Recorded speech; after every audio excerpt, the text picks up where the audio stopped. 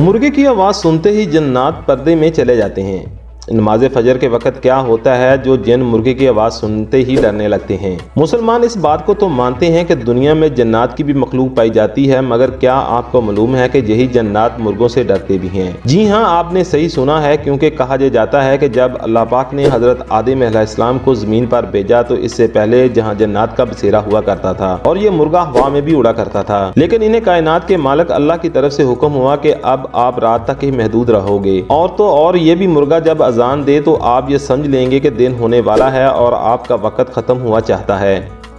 यही वजह है कि इस वक़्त से अल्लाह पाक की ज़ात ने मुर्गे की आवाज़ में और ताकत पैदा कर दी। यही वजह है कि सुबह होते ही मुर्गे अजाना देना शुरू कर देते हैं। यही नहीं कहा, ये तो जाता है कि इस मौजू पर किसी शख्स ने हज़रत अली अलैहिस्सलाम से सवाल पूछा तो उन्होंने फरमाया कि अल्लाह पाक के हुक्म के मुताबिक सुबह जब मुर्गा अजान देता है तो जन्नात डरकर पर्दे में चले जाते हैं। जिस किसी पर जन्नात का साया हो तो उसे मुर्गे की अजानें सुनाएं और उम्मीद रखें कि अल्लाह पाक के करम से इससे मुसीबत से जान छूट जाएगी। वाज़ह रहे कि मशहूर मुफ्ती तारिक मसूद साहब ने भी घरों में मुर्गा पालने को अच्छा अमल करार दिया है। उम्मीद है फ्रेंड्स की छोटी सी वीडियो आपको पसंद आई होगी। वीडियो पसंद है तो हमारे चैनल को करें सब्सक्राइब और साथ लगे बेल आइकन कर लें ताकि इस तरह की मज़ीद वीडियोस आपको बर वक्त मिलती रहें। मिलते हैं नेक्स्ट वीडियो में, तब तक लिए इजाज़त दीजिए। अल्लाह हाफिज़।